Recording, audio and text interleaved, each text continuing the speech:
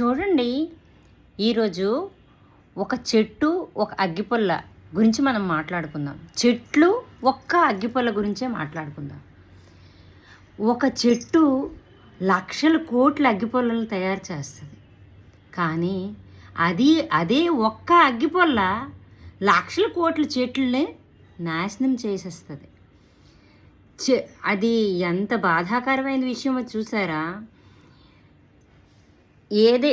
చెట్టు ఎప్పుడైతే లేదో అగ్గిపుల్ల లేదు. ఏదైతే సృష్టించిందో, ఏ చెట్టు అయితే సృష్టించిందో అగ్గిపుల్లని, అదే అగ్గిపుల్ల దాని సర్వనాశనానికి కారణం.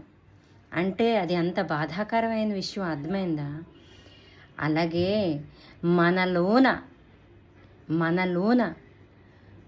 కోటి మంచి గుణాలున్నా, కోటి మంచి ఆలోచనలున్నా, ఒక్క చెడ్డ ఆలోచన అనేది, ఒక చెడ్డ గుణం అనేది మనిషిని పతనానికి కారణమవుతుంది.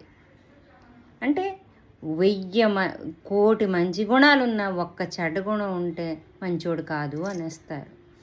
1000 మంచి ఆలోచనలు ఉన్నా కూడా ఒక్క చెడ్డ ఆలోచన వస్తే ఈ 1000 ఆలోచనలు కూడా నాశనం అయిపోతాయి. ఎలాగంటే ఒక్క అగ్గిపుల్ల కోట్ల చెట్లని నాశనం చేసేస్తుంది కదా. మరి అలాగే కోట్లు మంచి ఆలోచనలు కూడా ఒక్క చెడ్డ ఆలోచన చాలు నాశనం చేసేయడానికి అనమాట. చెట్టు ఎన్ని విధాలుగా, ఎన్ని రకాలుగా మనకు ఉపయోగపడుతుంది. పక్షులకి ఇళ్ళు అవుతుంది, మనకి నీడవుతుంది. దాని తాలూకా ప్రతి ఒక్కటి కూడా చెట్టుది మనకి అంతే ఉపకారం అవుతుంది.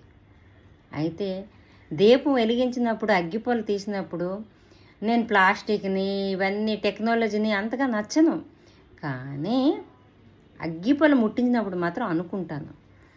కానీ కొన్ని దగ్గరలు చూడండి, మరి బొగ్గులు వెలిగిస్తామో, పిడకలు వెలిగిస్తామో, లేకపోతే వేస్ట్ కర్రలు వెలిగిస్తామో, అది ఎన్వైర్న్మెంట్ అంతటికి చెత్త చేస్తుంది. అంటే అది వేరే రకంగా యూజ్ చేసినప్పుడు ఇది ఓకే అని అనిపిస్తుంది. కానీ అగ్గిపుల్ల మాత్రం అది అంత పెద్ద ఇదేం కాదు. నా ఆలోచన అలాగుంది. ఎక్కడైనా చెప్పడంలోనే ఏదైనా తప్పు చేసి ఉంటే మన్నించండి. ఇంతటితో సెలవు తీసుకుంటున్నాను.